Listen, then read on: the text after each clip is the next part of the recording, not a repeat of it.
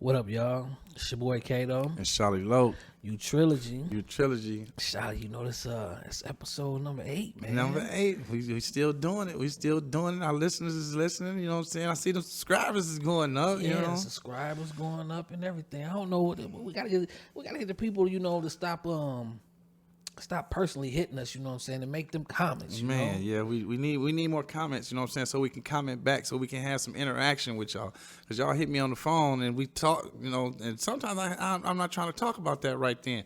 That's why I like to go to the comments so I can sit down and think about what you asking me. Most definitely. But so man, what's going on with you? Man, same old with me, man. Just trying to make it and looking at society out here. You know what I'm saying? Well, how you feel about the black community right now? Do you think are we growing as a community? Are we getting weaker? Are we getting stronger? I have to say, I watched a dope interview just the day before yesterday with Jay-Z. Mm-hmm. And he was interviewing with the New York Times, and he was talking about, us as a people, the story of OJ, why he wrote that song and what his thought process was when he was making it. And he was saying how, it wasn't a shot towards, nobody else, but he was saying that he was thinking about his people. And, he was saying out of all the criticism that he had got back by making the statement, if you want to be wealthy, do what the Jews did, the Jewish people did. And he got a lot of backlash about that. And he was saying, why he didn't get no backlash about, when he was making the comments about black people eating watermelon in the video and all that type of stuff. He was like, people just like to nitpick. Yeah. So, but in that interview, he was, saying how no matter how much money we get as a people, we still look, as a nigga. Mm-hmm. And I mean, that's true. That's true. But I think as far as our community and the people in the community, I think we celebrate when one of us made it and not push enough for the majority of us to make it, if not all of us to make it. And he was saying in the interview, when he spoke about OJ, he was like how OJ made it and turned his back on the community. And said, I ain't black. So, I mean, I coming from our community, we didn't have that means to do that, but we don't have enough pushing. But you know what you notice, what you do notice is when people hit that, especially athletes, when they hit that superstar status, being black athletes, and they become superstars, not just a star in the league, become a superstar. Michael Jordan or O.J. Simpson, a superstar in your league. Right. Who are them people surrounded by mainly? When you get that kind of bread, who you be surrounded by? White people, other white people. You know what I'm saying, that got money like you. It's easy to disconnect when nobody like you is in this club that you feel like you in. You feel that way? I don't feel like that. I don't feel like I would do that. But I feel like that's what happens to some people when they get a part of that club. They only recognize the people that's in that club. And I think that's on that individual because, you look at a person like LeBron James. Yeah. His whole empire that he built is built with his friends. Yeah. But so it's like, I think it's on that individual. Yeah, it is on that. But then when you think about these people, like when you think about that it is on that individual. Because like, who was OJ friends? You know what I'm saying? Who was Michael Jordan friends? Nobody. That's what I'm saying. When you think Scottie about Pippen. When you think about these people and these empires that they have built, and then you look around and you say, man, I don't never see this guy with nobody. Like who are your actual friends? Right. Like, do you have some friends? And that's an important part. And man, it's getting hard. It's getting hard to try to understand. Because money does not build wealth. That's not the only thing that builds wealth. Just having a whole bunch of money. In fact, that's not even wealth. That's just you got a whole bunch of money. We've seen a whole lot of dope boys. We've seen a whole lot of people, hit the lottery, got a whole bunch of money. They had no wealth because that money was gone. Right. It was nothing to be passed on to nobody. So, we need wealth building communities. People are actually trying to build wealth for the next generation. Now, how do we get to that stand? And that was gonna be my question. So how do you tell the local dope boy in the hood, or the local entrepreneur in the hood, how do you tell him that just stacking his money that's not enough? How do you get them without discouraging them and or offending them or just scaring them off? Period. I have a couple thoughts, but I like to see what you think. Well, let me hear your thoughts because I want to think about this for a second. Well, I would say first we gotta stop investing into businesses that you can't pass on for generations. When you see other communities, they open up businesses that their children could take over, their grandchildren could take over, and that generational wealth. Yeah. And if you don't approach the mindset of it in that way, you're going to always just have that business to where if it's enough to get you by, then your children might get it, and it might be enough to get them by, or they might not even be interested in enough, and they just going to sell it off. Yeah, just sell it off. So that's one of my thoughts and of viewing it and thinking about it. But I guess it has to go back to the kids because generational wealth has to be something that you want to be proud of, that you want to be a part of. Okay. Because, all right, I was just watching something, man, on Covert, Michigan, man, like one of the only places where they have multiple black families that have farms. Okay. The children under them don't want to farm. You know what I'm saying? So that's a lot of labor. It is a lot of labor. It's a lot of labor, but if you were proud of it, if you were actually brought up into it and you were proud of what you were doing, you would take pride in that, and you would see the but it is still that's generational wealth. Yeah, you can create generational wealth. Even if it's blueberry fields, you know what I'm saying? It's generational wealth. Yeah. How would you feel if you had a whole blueberry field, you know what I'm saying, and you getting old and nobody want to take it over? Nobody. Well, if I had it, they're gonna call me the blueberry king because I'm gonna shine with my blueberries. Yeah, you gonna shine, but what if your son don't want to deal with it? Well, and then when it's over for you, it's just gone. Your legacy is over. No, because then I appoint somebody to run it, but I will still make sure that the family controls it. I would hire somebody to run it, but I would make sure that the family controls it. Somebody that's interested in doing that. Somebody who wants to do it. Yeah. So how do you train your children to take pride in something that you're trying to build that they want to be a part of it? Do you include them at an early age? You got to include them at an early age. You have that's to the only way to do it. At an early age, like for instance, when I was working on my clothing line, when I originally started working on one of my clothing lines, I used to have my son around me to see it. He wasn't there all the time to see it, but when he was around me, I would purposely show him what was going on to get his interest and show him that you can create things that people will love and people will actually buy it from you. Yeah, I guess that's the only way to do it is spark their brains at a young age. You have to, because like when I go to these jury shows to purchase jewelry and everything, and I'm in there with Kay's Jewelry, I'm in there with every jewelry company in the world that you could think about, and I might be sitting down spending thousands of dollars with this one company and start out dealing with a 12, 13-year-old kid because he's been trained since the test of time to be able to deal with this business. So it's like, as he get older, it becomes nothing to him. It's part of his DNA. It's nothing to him. And then you'll see him in the next 5-6 years, he got his own store. Because he branched off from his father, which got it from his father, which got it from his father, which got it from his father. And they just go on for generations. Because, we came from an era where that should have happened, just like Mr. Beer's story, you know what I'm saying? In the time we come from. He tried to leave it to his sons, you know what I'm saying?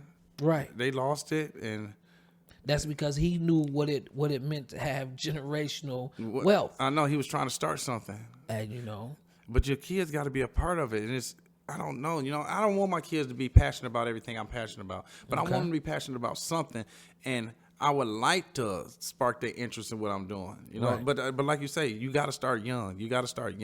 But there's other ways to create generational wealth outside of that. You can say for instance, You know, my motto, black family, that I like to use when I'm thinking about generational wealth is the Simmons. I love the Simmons. You know, Russell Simmons, Joy Simmons, which is Ron DMC. You know, I like how they started out in the music business. And then they you know, a lot of people don't understand how Rev Run, you know, is able to live the lifestyle that he lived, and it's not because Russ gave him money or anything of that nature. It's because when Russ started to do these business ventures, he would have his brother invest into these companies, and when his brother invested into these companies, when Russ was on his run making all his money, Ron was making his money, you know, on the side just as well. And he didn't force his kids to do the same thing he was doing. He took some of the money that he was able to make and invested it into some of their ideas. And that's still generational wealth. Mm-hmm.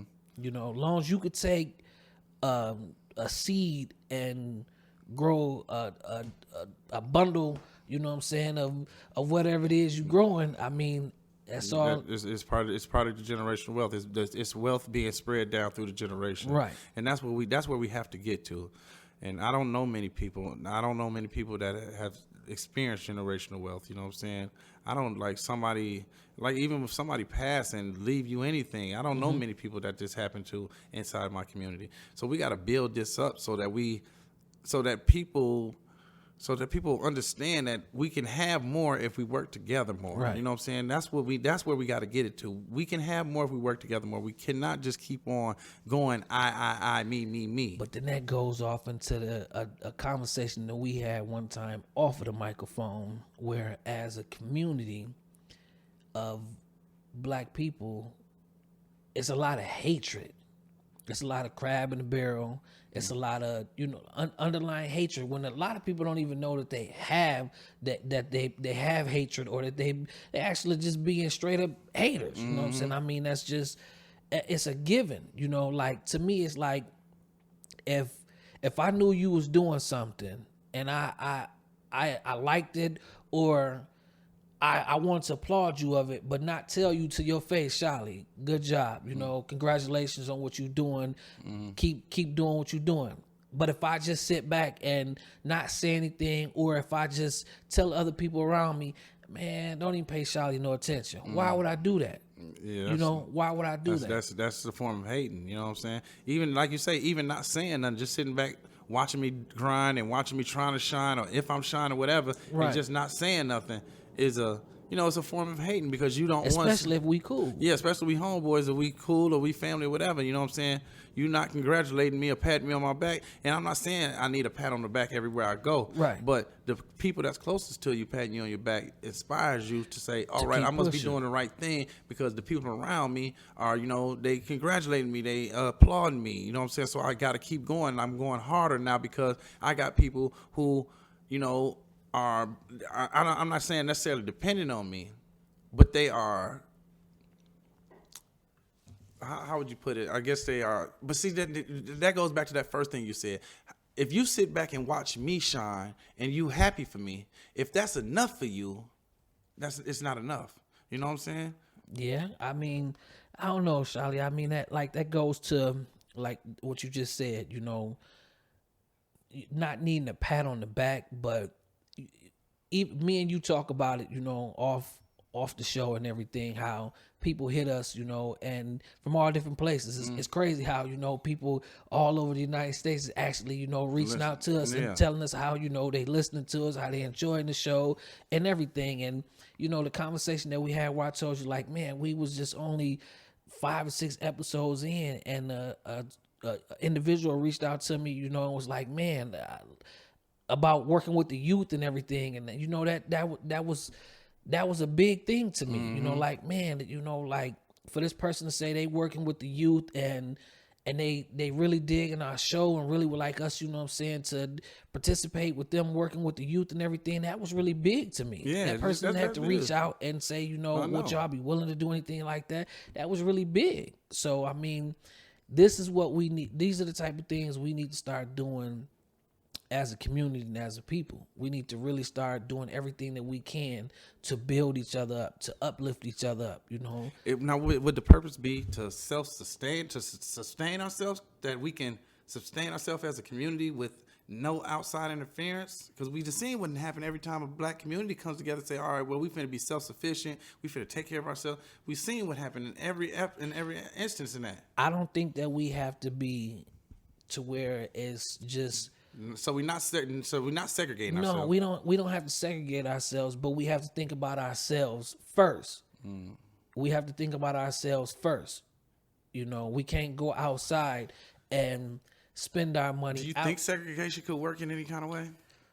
But it's an unnecessary fact. It's an unnecessary fact. It's not necessary. It's not. In fact, it's unnecessary. Right. To say, all right, we finna be a community of black people. We want to be over here by ourselves. You know what I'm saying? I mean, if you growing up in the hood, anyways, it's segregated. Anyways, it's segregation. Anyways, yeah, but that's not by purpose. That's not by by their purpose. It ain't like they saying, hey, about who, the people in the hood? Yeah, the people in the hood. It's not about their purpose. I'm saying, if you actually said, all right, well, we finna go out here and we finna get this land and we finna start building this community here and this is where we finna be, and we don't want nobody around us. You know what I'm saying? Because we black owned, we black strong, and we about us. Nah, I don't think, you know, that would be what I don't think that's what I want to do. Yeah, I mean, wouldn't either.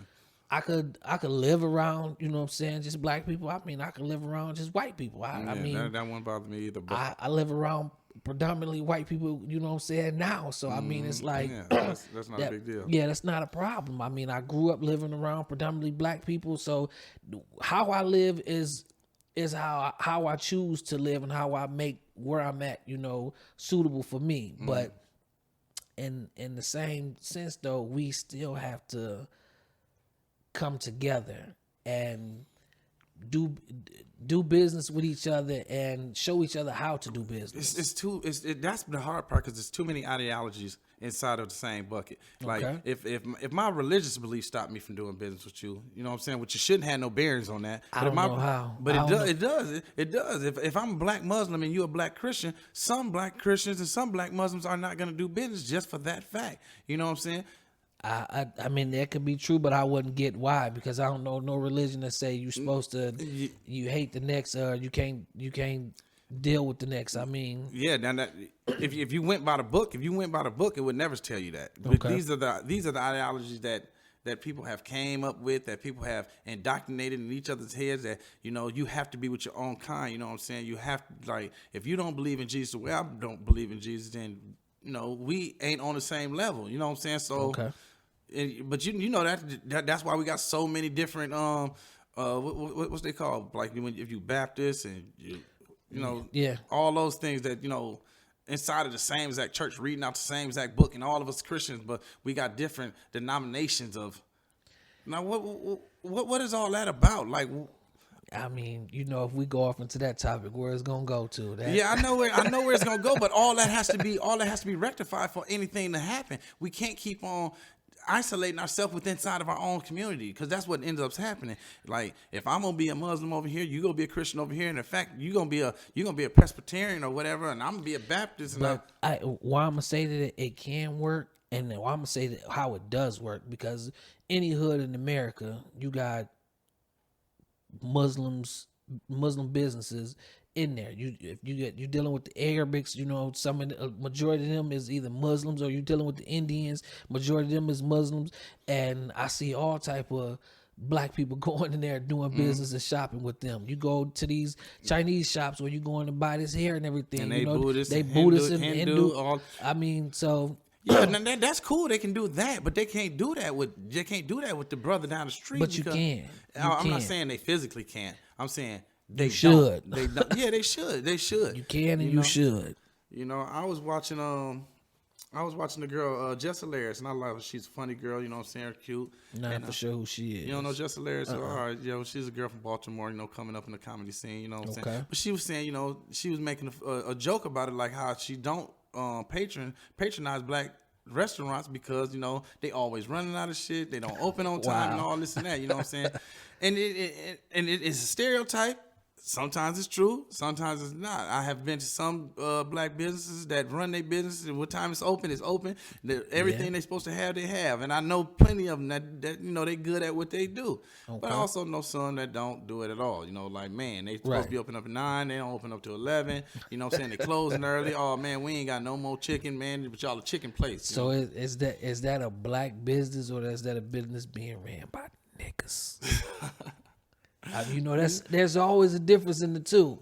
Now there's always a difference in the two. You doing exactly what I just said. Exactly what I said. If you separate. I ain't separating it. I'm not separating it. So what you gonna now? You want to separate the niggas from the black people? Your actions separate you. I'm not separating you. So all right. So now I gotta run this through my head so I can understand. Yeah, you got to think about that one. So, I'm not separating you. You separating yourself. So you're not patronizing. You're not patronizing with the niggas. No, I patronize with you. No problem. I have no problem with that. But I'm not going. If I know that you have a track record of opening when you just decide to open, I catch you when in the later hours when I know you just might be open. Because if you supposed to open at 8 and you ain't ever open at 8, I'm not coming around at 8. It's just that plain and simple. All right, so it's that easy for you. You're like, man, I know my man don't know up to 10. I'm not coming over there. I'm not. I mean, that's just like because I try to when I see black businesses open up, I try to go in there, see what they're doing. I try to spend a little money with them. And just like when we went to that black festival, we wanted to try everybody's food. You know what I'm saying? Most Get a little bit of everything, and it wasn't cheap. You know what I'm saying? The food was not cheap at all. But but trying to be supportive. Yeah, I was being supportive. You know what I'm saying? And some of them weren't even good. And but no, some of it wasn't. Some of it wasn't even good. And I still bought it and ate it and tried it, you know what I'm saying, threw it in the garbage, whatever. Right. You know what I'm saying? But I gave you my bread, you know what I'm saying, because I want to show you, you know what I'm saying? I want to see what black people is doing. I want to see black people grow, But it's this isolation. It's this isolation that we keep on putting ourselves into, that crab in the barrel that you keep on talking about. Like when somebody sees somebody coming up, they got somebody else trying to pull them down. And that's crazy, you know what I'm saying? Especially like coming from where we came from. It's a lot of talent in the area where we came from, and it's like, why don't, when you see somebody that's in a moment, or in that moment of that grind, and they really trying to push, why don't everybody help get them up, behind get them behind and them. push like, man, come on, man, like, it's not that hard, you know what I'm saying? Like, and I ain't even gonna say your name again, homeboy. No, I'm just playing. But I like Shorty P. Every time I go back to Michigan, I make sure I go to Shorty P, you know what I'm saying? Get cut up. And get a cut, And I was going to several other places before Shorty P, but you from where I'm from. Yeah. You from where I'm from, so I'm gonna make sure. If I'm gonna give somebody some bread, I'm gonna give it to my homeboy. You know what I'm saying? I'm gonna give it to you. Yeah, I agree with that, but a lot of people won't do that. You know what I'm saying? But why? I've been trying to figure that part out, man. Being as old as I am, seeing like I should have that by now, but I can't put my finger directly on it like that. That's why I break down. I know you're not ready to get to religion, not ready to talk about religion, but I think that's a big part of it. The way people view each other's beliefs has a lot to do with, I'm not spending my money with somebody who's going to hell or a devil worshiper or whatever I may think about you. You know what I'm saying? You don't believe what I believe, but so I'm not finna how you gonna say that you. in your religion if you believe in Jesus? Jesus didn't turn his back on thieves. He didn't turn his back on liars. Man, he didn't do any of that nature. So how can a person? Because we are in a Christian country. So they tell us we are in a Christian country that does not uphold any of those laws that was set forth by their Lord and Savior Jesus Christ. They don't uphold them. And that's why.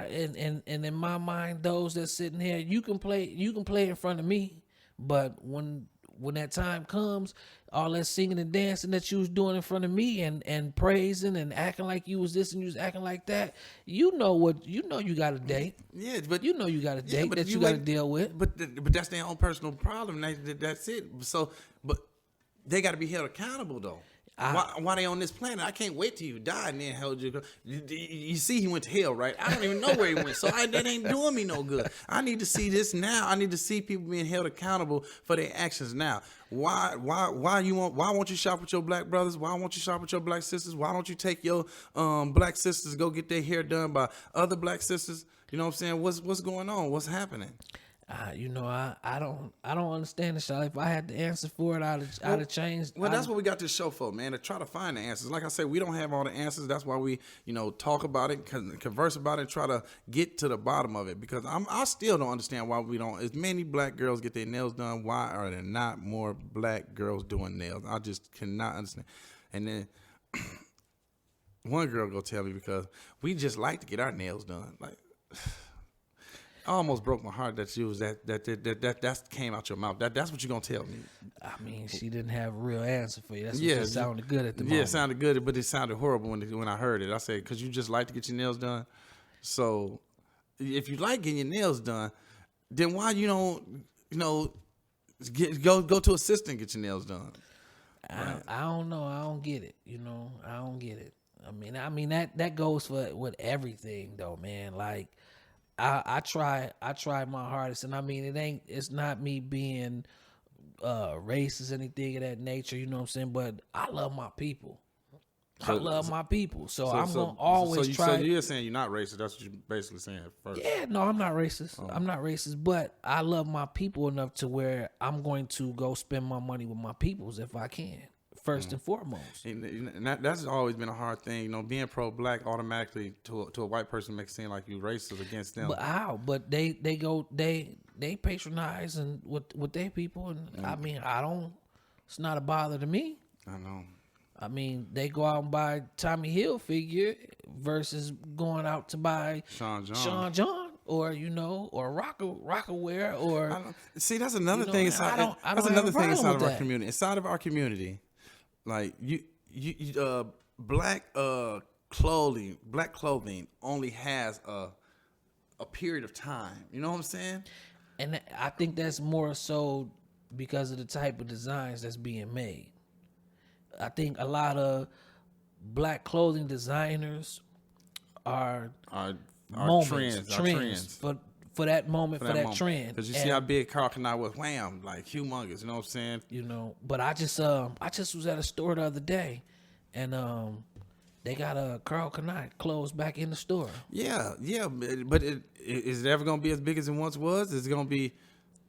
I mean, I don't know, because Karl Kani might not be pushing it that hard, or he might not even own it anymore. Somebody could have bought the name or whatever. So, I'm not for sure, but I mean, I think it's just like I say, it's too many trends. You look at a lot of stuff that Rockaware did, it just can't come back in that same format. It's not what's in anymore. It's not in.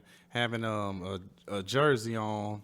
So you look at Rockaware ain't cool no more. You look at polo, a regular plain polo. Been in style, man, and it ain't never going nowhere because you can wear it with so many different things. I was just thinking about that. Now I'm a Levi fanatic. I love Levi. I'm a Levi fanatic. I've been a Levi fanatic for over 30 years, right? Okay. And they never went out of style. Like, it ain't never been a time where I couldn't wear Levi's and be cool as hell. Like I could. Well, it ain't gonna say it went out of style. It went from being as popular as it was at one point in time. It was at a height, and then it just leveled off. But that's what anything. But it levels off. But then, but with Levi, it'll level off and then it'll spike back up. You know what I'm saying? Like, but you go to these other countries. Levi's is big. They like the Levi's that the little red tag don't got Levi on it. You know what I'm saying? They worth more money because it don't say nothing but it just got the R on it. It don't got no Levi. like, that's what you looking for on your Levi's? Right. Yeah, I got a pair of Levi's on right now. No, that's me also. Me also, I rock Levi's. You'll rarely catch me in anything else but Levi. That's just because I like the denim. I like the denim and I like the material. They last long. Right. I love Levi's, but I wish I had a black company that I could love a pair of jeans like that. You know what I'm saying? That actually puts time into, creating something that's sturdy, that's gonna last, that's strong, that's built. You know what I'm saying? Yeah, I mean, like I said, it's too many trends. And when I was doing my clothing line, that I had started.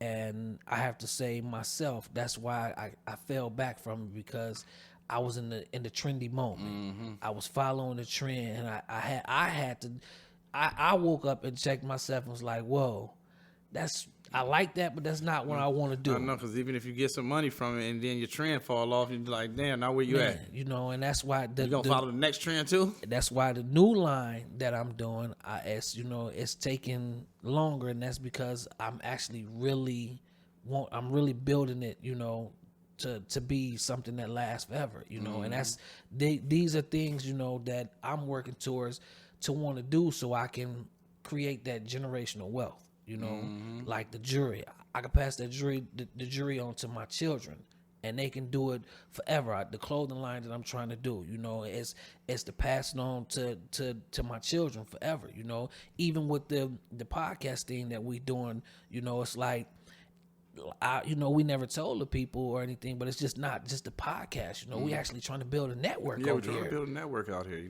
So it's like, man, once the podcast starts growing the way we need it to grow and everything, then everything else started coming. The movies. People don't know. Charlie, we write movie scripts and everything. They don't know we write scripts. You know what I'm saying?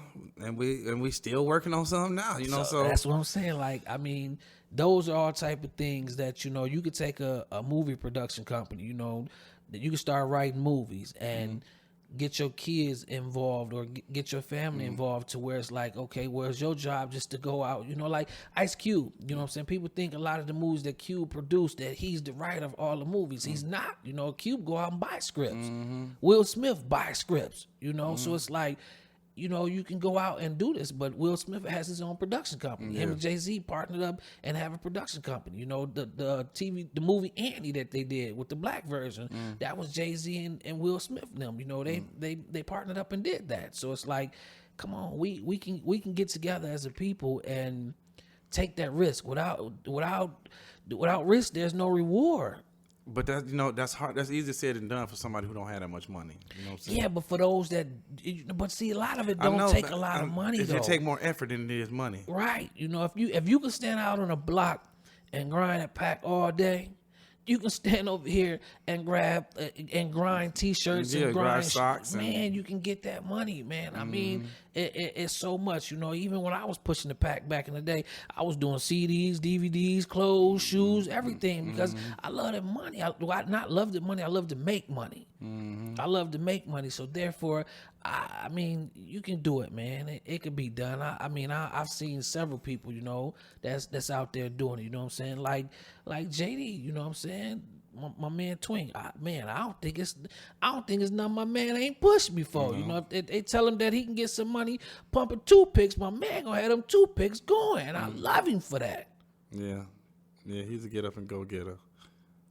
So I respect his hustle. So it's like, man, come on, man. We can get it as a people. We can go hard as a people. We just gotta do it. You know what I'm saying? That's why I would tell these, these young boys out in the streets that's getting the street money, however you getting the street money, man, put that money towards something. And like I say, we got to talk about religion soon, because it's something that needs to be discussed, because it's something that's happening inside the religious community that's stopping religious people from doing business with secular people, like they're gonna suck, like I'm gonna suck you into my world. I really don't pay them no mind, man. And we come from a community to where you got so many fake religious people, to where I really don't pay them no mind, man. To be honest, it's not if you don't pay them no mind. It's just like the white people who sit up and watch somebody be hung and say, I ain't got nothing to do with this. You know what I'm saying? You do have something to do with this. If you are around, if you are here, you have something to do with this. Just because you didn't hang them, if you watching, you got something to do with this. Okay. We can't sit up here and not hold people accountable.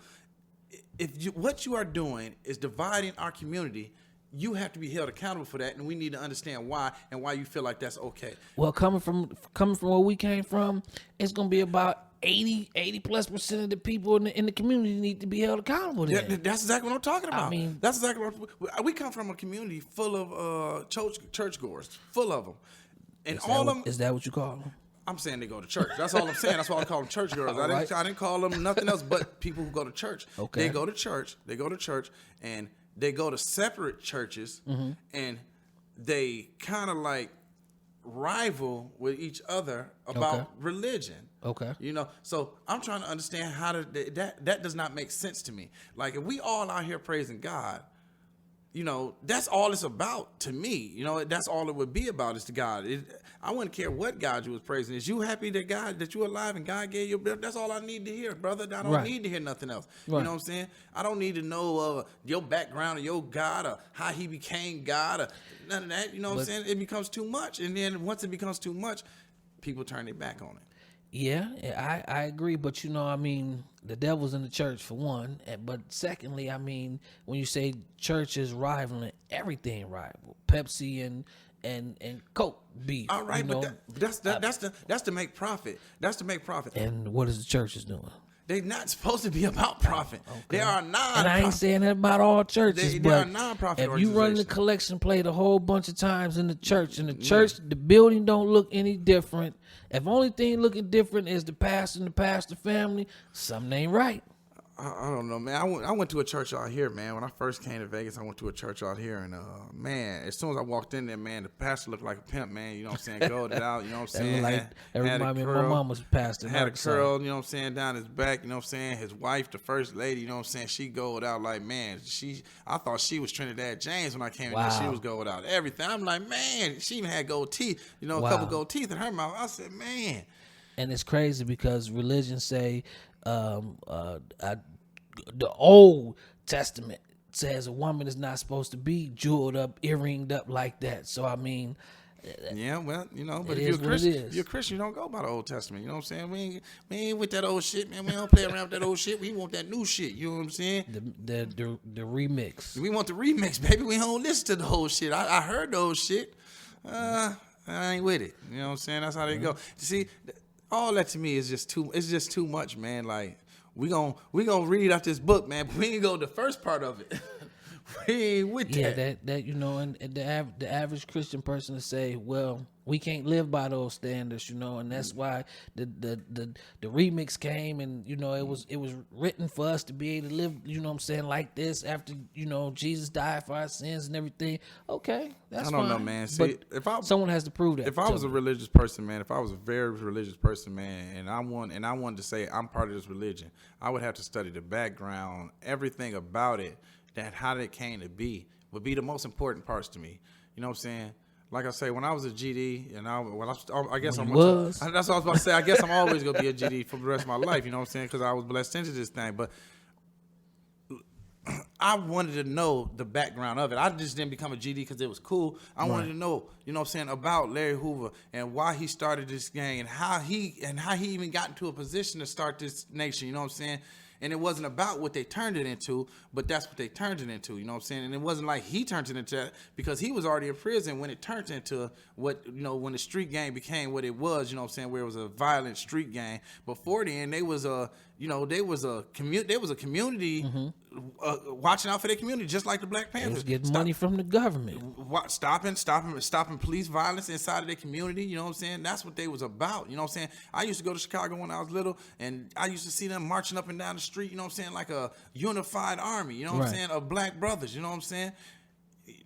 It come the 90s, you know what I'm saying, when crack hit, everybody lost their mind and lost their way. Money came through. Yeah, that money came through. Well, you had to say not the 90s, the 80s. Well, yeah, the late 80s. I'm just going to the 90s because the 90s is when I got my shine on. You know what I'm saying? So I go to the 90s, and that's when I was shining, you know what I'm saying? So, but anyway, you know, they changed it all up. And then they locked Larry Hoover up, locked George Floyd up, you know what I'm saying, for all those years. You know what I'm saying? They never letting them go, you know what I'm saying? Because they have the ability to reach masses of people. Yeah, they got it. They got that ability to reach masses of people, and nobody wants somebody who has that ability to reach masses of black people inside of this community. But you know, we got so much history homework that we have to do to change the mind frame of the black community because it's just too much, man. So where would you say the black community is at right now? The state of the black community, where would you say is at right now? Disarray. They all discombobulated because you can't find a group of people big enough that's all on the same page. You know what I'm saying? You can find small groups of here and there, pocket groups of people that's all on the same page. You can't find a big enough group that's all on the same page, that's all willing to sacrifice whatever they want, or their life to get whatever they want, you know what I'm saying? To make sure that their kids have whatever they need. You can't find a big enough group, and it can't be a group of 10, 20, or 30. It got to be a group of 100,000, 200,000, 300,000 people, you know what I'm saying? And you can't get a group that big because it's gonna be too much. There's gonna be too much bullshit in it. You know what I'm saying? First nigga holler at, man, I ain't with that Jesus Christ shit. He got to get out. You know what I'm saying? First nigga come in and say anything against anything that they don't like. He got to go. And then next thing you know, we turn our back on each other. Then you got 100,000 over there, and then they split into. So it's just the same old thing, man. Because everybody's. So it sounds like from what you're saying that it just might not never be able to be. It's not. I'm praying that that's not the way it's gonna be. But the way it's sounding, the way it's seeming, as long as we keep on having these dividers between us, yeah, it's gonna always be like that. And like I say, to me, religion plays a big part in that. So before we go, I'm gonna ask you this. And this is the question that I'm gonna ask you. And you know, I ain't even gonna speak about the country and the world. I'm gonna ask you, if you could change the way your community that you grew up in, the way it thinks and the way it thought past tense and the way it operates today, what would you do? What would I change? Yeah. I would change all those churches in the same community.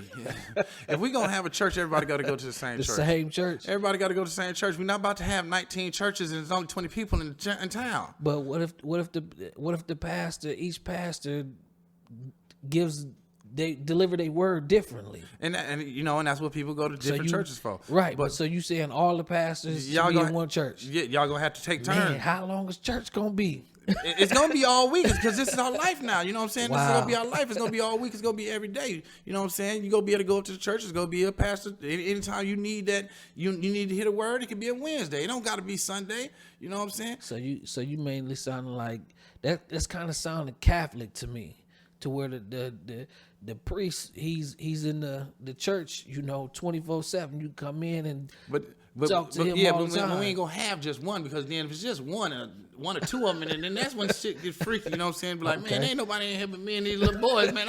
I can do what I want. No, it's gonna be multiple. You know what I'm saying? You got 3 hours, and then he gonna be here for 3 hours. Y'all Right. got other stuff to do, but we gonna do this all the time. We not stopping. You know what I'm saying? We not about to be having all these.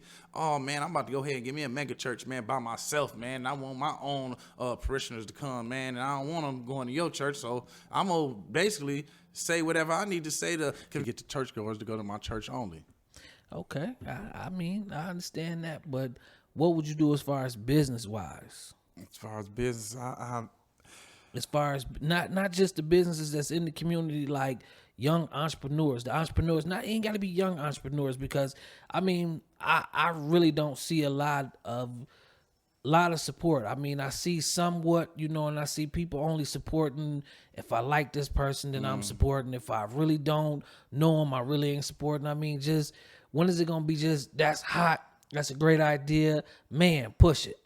Let's push it. I don't know, because that's the hard part about when you talk about business, because people have personal issues with other people and they won't do business with you over those personal issues, which I don't understand at all. So if I have a good product, you won't buy my product because you don't like me. Or don't know me. But you'll go over here to Jane Doe or John Doe store, who you don't know at all, and buy from them. And be geeked about it. So, what we got to do is start at the bottom with the kids and teach them more better, because that's the only way we're going to get to where we're going. You know what I'm saying? We got to reteach history, because we have been lied to and tricked so long that we even look at each other like we tricking each other all the time. And I can't, I'm not finna stand up for it no more. You know what I'm saying? I'm finna keep on going. I'm finna teach my children, you know what I'm saying, that's the true history, the true history, because we have been fed a history that makes no sense. You know what I'm saying? So I don't know, but we got to wake a lot of other people up. I wish I can wake more people up, but they so, into you know, they life that they don't want to be woke up. And, you know, I never thought about that. Like, if I was taught something my whole life and then you gave me some information that went against that, you know, I got to defend what I was taught. Even though it's totally wrong. Like, the information you just gave me just discredited everything I was taught in one sentence. I still have to defend it because this is all I know. That doesn't make sense, though. Some people are scared of the truth. Some people are scared of what's different. I mean, I agree with you, but that's just it. You know, people don't want to believe anything different. You know, I'm arguing with my homeboy, you know what I'm saying, and I'm telling them, you know what I'm saying. I explain this to you, you know, I don't believe, you know what I'm saying, that slaves was brought over here, and not in the way, not in the capacity that they say, you know what I'm saying, that they had, you know, 20,000 passengers on the boat for 5 months. It don't make sense. You can't put 20,000 people on the boat. They can't last 2 weeks. You know what I'm saying? Where the food at? Where the water at? Yeah, but you know they try to make it seem like the ships was just so humongous to make everything fit, which, you know, history shows and history tells. I mean, if you do your research, that they didn't even have boats back then. They was on little small sailboats. Yeah, you know? sailboats or rowboats. Yeah, which took they say the trip took 5 months. You know what I'm saying, on a sailboat or a rowboat. You can't keep 20,000 people on a boat for 5 months. And everybody live. More than half of them gonna die. More than, you know, that's one we're gonna have to break down to them when, you know, we have a lot more time. Yeah, because we running out of time, ladies and gentlemen. We are running out of time, and I'm getting more and more excited because we're getting closer and closer to the things that I really want to discuss with people, because I think that everybody has been looking. I'm not even going to say none that I was going to say, because I swear I'm going to hurt some people's feelings, because it's just in due time. Well, I'm not trying to hurt nobody's feelings. I want y'all to know that. But I do have an opinion on a lot of things that I think need to change. Yep, and for me being in the background hearing it, y'all, it's gonna be a lot of Charlie's friends gonna stop being his friends after I let him loose. I'm gonna let y'all know I've been holding him back. He been holding me. He been really mean. He been really mean. Y'all, if y'all could see, he be back. Hey, don't. Because he know I got things on my chest that I need to get off. But, you know, this has been one. You know, this has been a real one. I really enjoyed this show. So. Yeah, so y'all keep hitting that subscribe button like y'all doing. We appreciate it. We appreciate all the views that y'all giving us, and we appreciate it, and y'all keep it up, you know. But y'all kind of you know, I appreciate the messages on Messenger. I appreciate the text messages. I appreciate the calls and everything. But we need some more. Let's do it on the comment section. Go to the comments. So everybody can get involved. Go on YouTube. Scroll all the way to the bottom. Go past all that other stuff that y'all see. Scroll all the way to the bottom, and you can get to our comments. So we appreciate it. Trilogy episode number 8. We out.